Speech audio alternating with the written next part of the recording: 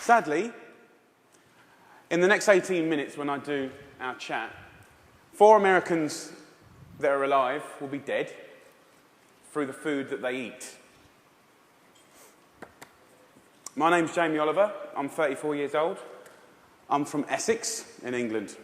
And for the last 7 years, I've worked fairly tirelessly to save lives in my own way. I'm not a doctor. I'm a chef. I don't have expensive equipment or medicine. I use information, education.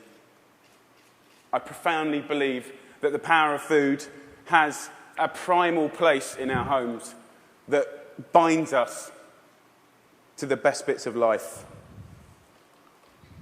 We have an awful, awful reality right now. America, you're at the top of your game. This is one of the most unhealthy countries in the world. Can I please just see a raise of hands for how many of you have children in this room today? Please put your hands up. Aunties, uncles, you can continue. Put your hands up. Aunties and uncles as well? Most of you. Okay. We, the adults of the last 4 generations, have blessed our children with the destiny of a shorter lifespan than their own parents. Your child will live a life 10 years younger than you because of the landscape of food that we've built around them. 2/3 of this room today in America are statistically overweight or obese. You lot, you're all right, but we'll get you eventually, don't worry. Right? The statistics of bad health are clear, very clear. We spend our lives being paranoid about death, murder, homicide, you name it. It's on the front page of every paper, CNN. Look at homicide at the bottom, for God's sake. Right?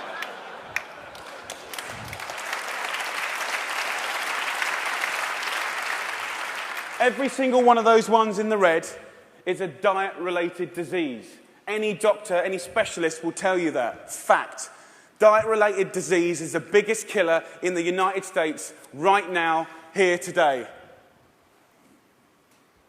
This is a global problem. It's a catastrophe. It's sweeping the world. England is right behind you, as usual.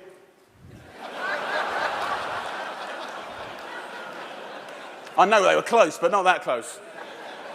We need a revolution. Mexico, Australia, Germany, India, China, all have massive problems with obesity and bad health. Think about smoking. It costs way less than obesity now. Obesity costs you Americans 10% of your healthcare bills, $150 billion a year. In 10 years, it's set to double, $300 billion a year. And let's be honest, guys, you ain't got that cash. I came here to start a food revolution that I so profoundly believe in. We need it. The time is now. We're in a tipping point moment. I've been doing this for 7 years. I've been trying in America for 7 years. Now is the time when it's ripe. Ripe for the picking. I went to the eye of a storm. I went to West Virginia, the most unhealthy state in America. Or it was last year. We've got a new one this year, but we'll work on that next season. Huntington, West Virginia, beautiful town. I wanted to put heart and soul and people, your public, around the statistics that we've become so used to.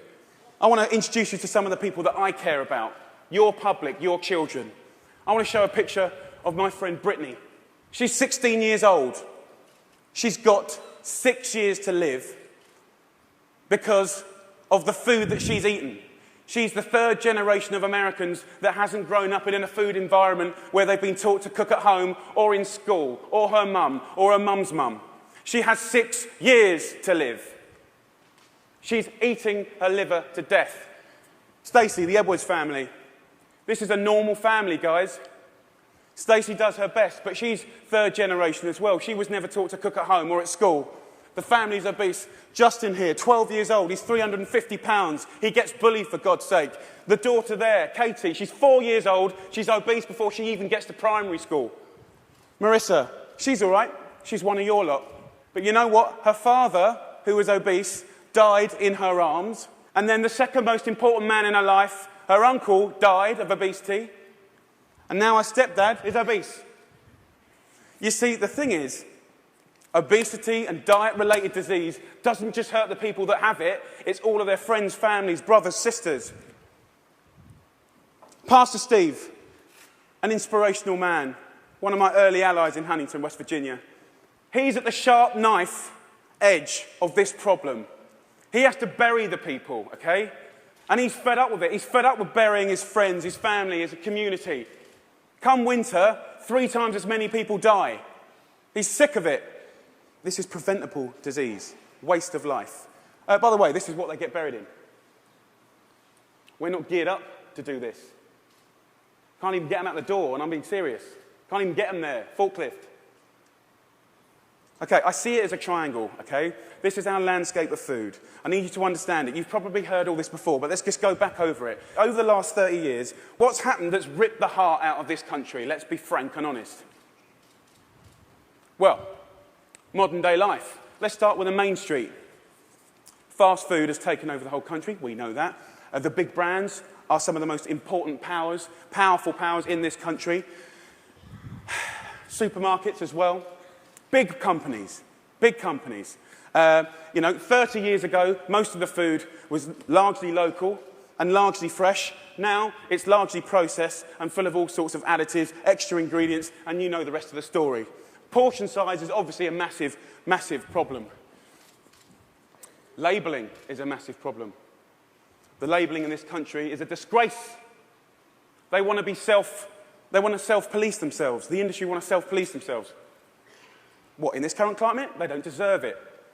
How can you say something is low fat when it's full of so much sugar? Home. The biggest problem with the home is that used to be the heart of passing on food culture, what made our society. That ain't happening anymore. And you know what, as we go to work and as life changes and as life always evolves, we kind of have to look at it holistically, step back for a moment and readdress the balance. It ain't happening, hasn't happened for 30 years, okay? I want to show you a situation that is very normal right now, the Edwards family. Let's have a talk. This stuff goes through you and your family's body every week. And I need you to know that this is going to kill your children early. How are you feeling? I'm just feeling really sad and depressed right now. That, I want my kids to succeed in life, and this isn't going to get them there. But I'm killing them. Yes, you are. You are. But we can stop that. Normal. Let's get on schools, something that I'm fairly much a specialist in. Okay, school. So what is school? Who invented it? What's the purpose of school? School was always invented to arm us with the tools to make us creative, be able to do wonderful things, make us earn a living, etc., etc., etc. It's been kind of in this sort of tight box for a long, long time, okay? But we haven't really evolved it to deal with the health catastrophes of America, okay? School food is something that most kids, 31 million a day actually, have twice a day, more than often, breakfast and lunch, 180 days of the year. So you could say that school food is quite important, really, judging the circumstances.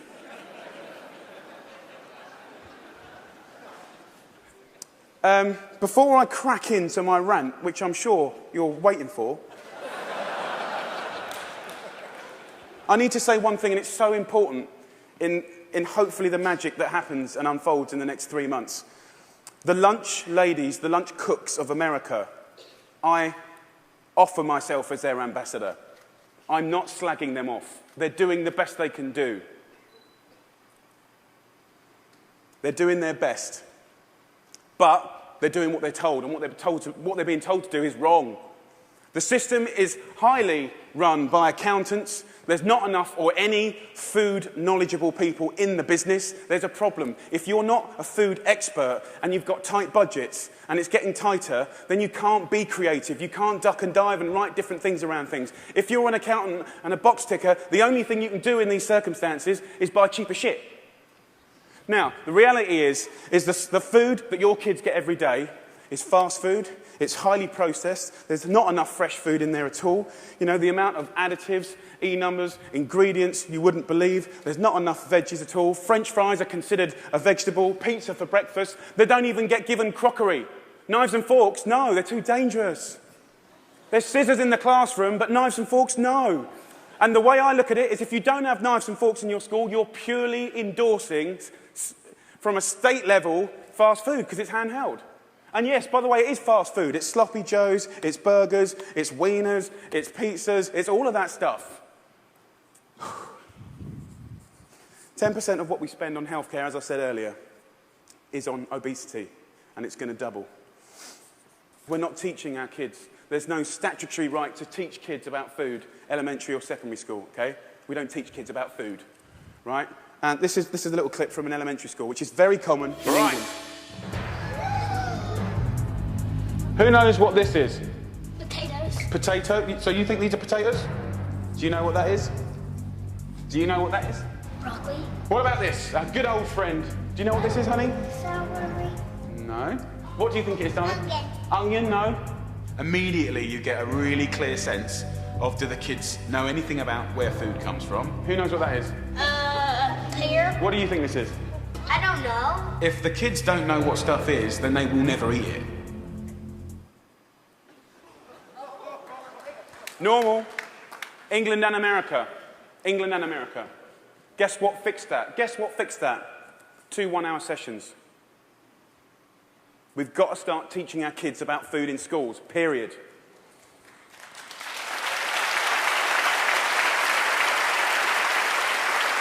I want to tell you about something that kind of epitomizes the trouble that we're in, guys, okay? I want to talk about something so basic as milk. Every kid has the right to milk at school. Your kids will be having milk at school, breakfast and lunch, right? They'll be having 2 bottles, okay? And most kids do. But milk ain't good enough anymore because someone at the milk board, right, and don't get me wrong, I support milk, but someone at the milk board probably paid a lot of money for some geezer to work out that if you put loads of flavourings and colourings and sugar in milk, right, more kids will drink it. Yeah. And obviously, you know, now that's going to catch on. The Apple board is going to work out that if they make toffee apples, they'll eat more apples as well. Do you know what I mean? For me, there ain't no need to flavour the milk, okay? There's sugar in everything. I know the ins and outs of those ingredients. It's in everything. Even the milk hasn't escaped the kind of modern-day problems. There's our milk, there's our carton. In that is nearly as much sugar as one of your favourite cans of fizzy pop, and they're having 2 a day. So, let me just show you. We've got one kid here having, 8 tablespoons of sugar a day. There's your week. There's your month. And I've took the liberty of putting in just the 5 years of elementary school sugar, just from milk.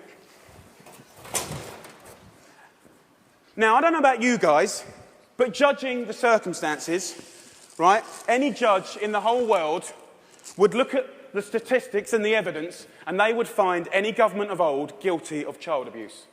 That's my belief.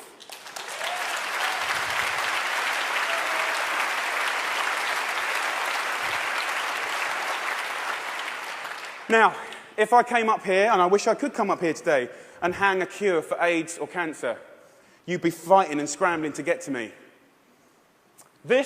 All this bad news is preventable. That's the good news. It's very, very preventable. So let's just think about, we've got a problem here, we need to reboot.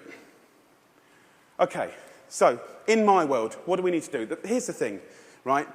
It cannot just come from one source. To reboot and make real, tangible change, so that I can look you in the white of the eyes and say, in 10 years' time, the history of your children's lives, happiness, And let's not forget, you're clever if you eat well, you know, you're going to live longer. All of that stuff, it will look different, okay? So, supermarkets. Where else do you shop so religiously? Week in, week out. How much money do you spend in your life in a supermarket? Love them. They just sell us what we want, all right. They owe us to put a food ambassador in every major supermarket. They need to help us shop. They need to show us how to cook quick, tasty, seasonal meals for people that are busy. This is not expensive. It is done in some, and it needs to be done across the board in America soon and quick. The big brands, you know, the food brands, need to put food education at the heart of their businesses. I know, easier said than done. It's the future. It's the only way. Fast food. With the fast food industry, you know, it's very competitive. I've had loads of secret papers and dealings with fast food restaurants. I know how they do it. I mean, basically, they've weaned us on to these hits of sugar, salt and fat and X, Y and Z, and everyone loves them, right? So these guys are going to be part of the solution, but we need to get the government to work with all of the fast food purveyors and the restaurant industry, and over a 5, 6, 7 year period, wean us off the extreme amounts of fat, sugar, fat, and all the other non-food ingredients. Now, also, back to the sort of big brands, labelling, I said earlier, is an absolute farce and has got to be sorted. Okay, school. Obviously, in schools, we owe it to them to make sure those 180 days of the year, from that little precious age of 4 to 18, 20, 24, whatever, they need to be cooked proper, fresh food from local girls on site, okay? There needs to be a new standard of fresh, proper food for your children. Yeah?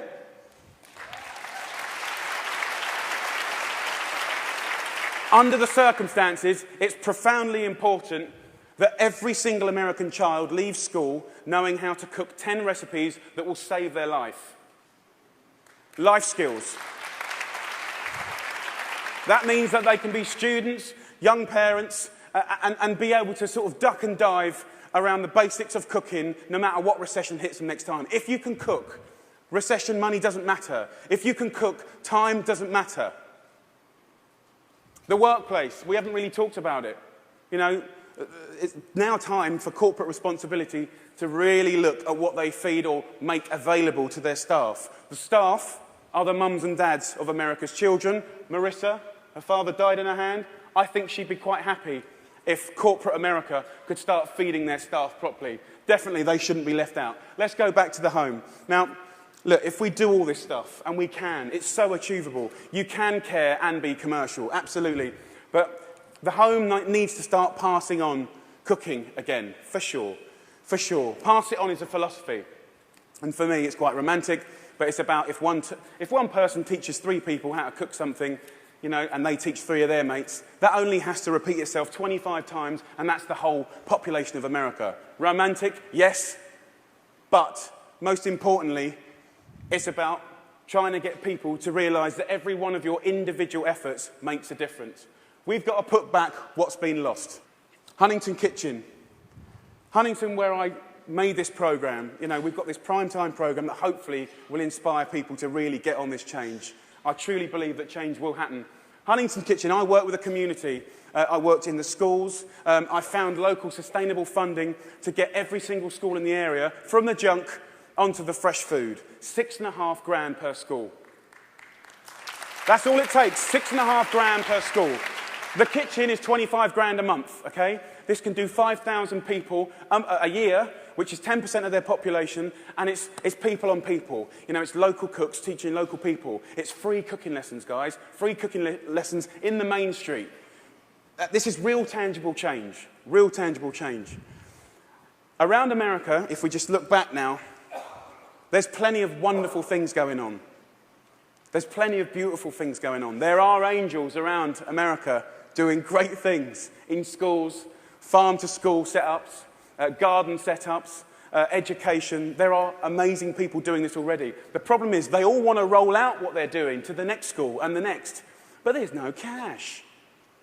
We need to recognise the experts and the angels quickly, identify them, and allow them to easily find the resource to keep rolling out what they're already doing and doing well.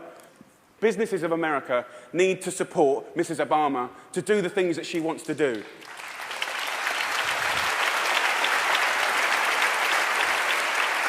And look, I know it's weird having an English person standing here before you talking about all this. All I can say is I care.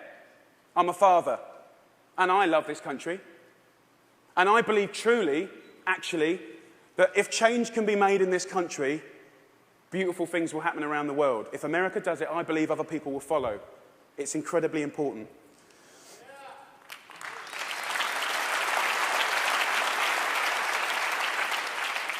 When I was in Huntington, trying to get a few things to work when they weren't, I thought, if I had a magic wand,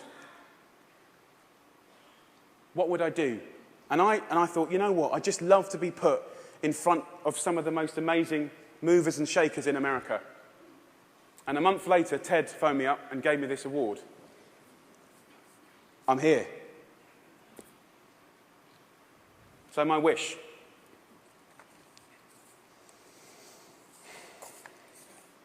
Dyslexic, so I'm a bit slow.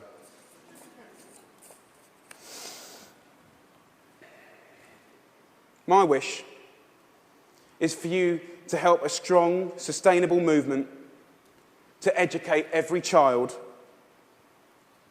about food, to inspire families to cook again, and to empower people everywhere to fight obesity.